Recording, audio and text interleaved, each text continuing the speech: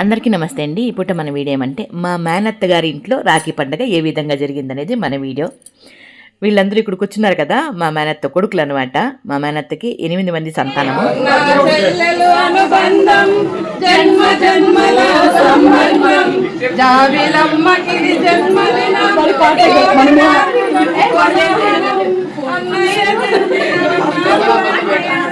ఇందాక చెప్పాను కదండి, మా మేనత్తకి 8 మంది సంతానం అన్నట్లుగా 3 కొడుకులు 5 మంది కూతుర్లు అనమాట. అందరూ కూడా కలిసిమెలిసి అన్యోన్యంగా చాలా బాగుంటారు. పండుగలు పబ్బాలు వచ్చినప్పుడు ఈ రకంగా అందరూ కలుస్తాము. మేము కూడా మాకు కూడా తెలియజేస్తారు కాబట్టి, మమ్మల్ని కూడా అక్కడికి ఆహ్వానిస్తారు కాబట్టి అక్కడికి వెళ్తాం పండుగలు వచ్చినప్పుడు. ఇక్కడైతే నేను మా వారే కాకుండా మా వియంకులు, అదేవిధంగా మా అల్లుళ్ళు, మా కూతుర్లు అందరూ కూడా వచ్చాము ఈ పండగకి.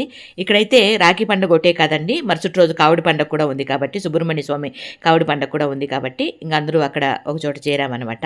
ఇంకా రాఖీ పండగకి ఇక్కడ అన్న వరుసలు, తమ్ముడు వరుసలు ఎవరెవరు అవుతారో వాళ్ళందరూ కూడా అక్కలు చెల్లెండ్లు రాఖీ కట్టారనమాట. ఇక్కడ 500 రూపాయల నోట్లు చాలానే సేల్ అయినాయిలేండి, ఎందుకంటే అన్నలు తమ్ముళ్ళు అక్క చెల్లెండ్లకి ఇవ్వాలి కదా, కాబట్టి ఆ విధంగా అనమాట. చాలా బాగుండే, చాలా సరదాగా. ఇంకెక్కడైతే ఒకే గలాట, అంటే అందరూ మాట్లాడుతున్నారు కాబట్టి రీసౌండ్ వస్తూ ఉంటే మ్యూట్ చేసి నేను వాయిస్ ఓవర్ ఇచ్చాను. అక్కడ అందరూ మాట్లాడుతుంటే కూడా మీకు కూడా అర్థం కాదులేండి ఏం విషయం అన్నట్లుగా. చూడండి, చిన్న పిల్లల దగ్గర నుండి పెద్దవాళ్ళ వరకు కూడా ఈ రకంగా రాఖీ పండుగ అయితే జరుపుకున్నాము. చాలా సంతోషం. ఇక్కడైతే మా అమ్మాయి, మా పెద్ద అమ్మాయి గుర్తుపట్టారా, రేఖ.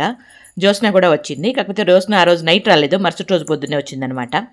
జ్యోత్స్న, అన్న, వదిన, అనిల్ వాళ్ళందరూ కూడా. ఇదిగోండి, ఈ విధంగా రాఖీ పండుగ అయితే సరదాగా, సందడిగా, సంతోషంగా జరుపుకున్నాం. చాలా బాగుంది కదా. అందరూ ఈ రకంగా పదాలకు నమస్కారం చేసుకుంటా ఉంటే అదొక థ్రిల్ అనమాట. ఇంకా మా అమ్మాయి అల్లుడైతే మాత్రం అప్పుడే బెంగళూరు నుండి జర్నీ చేసి వచ్చారండి, జస్ట్ అప్పుడే వచ్చారు. ఇంకా ఈ కార్యక్రమం పెట్టుకున్నాము. ఇంకా తను రెడీ కూడా కాలేదనమాట. ఇంకా మరుసటి రోజు అయితే మా చిన్నమ్మాయి వాళ్ళు వచ్చారు, ఇదిగోండి జ్యోత్స్న పాప. వీళ్ళు మరుసటి రోజు వచ్చారు. మరుసటి రోజు కావుడి పండుగ చెప్పాను కదా. ఇంకా ఇక్కడ మా చెల్లెలు కొడుకు వికాసు, తను కూడా కావిడెత్తుతున్నాడు అనమాట. ఇక్కడికైతే రాఖీలు కట్టడం కంప్లీట్ అయింది. ఇప్పుడైతే మా పెద్దమ్మాయి ఒక పాట పాడింది, అది వినేద్దామా.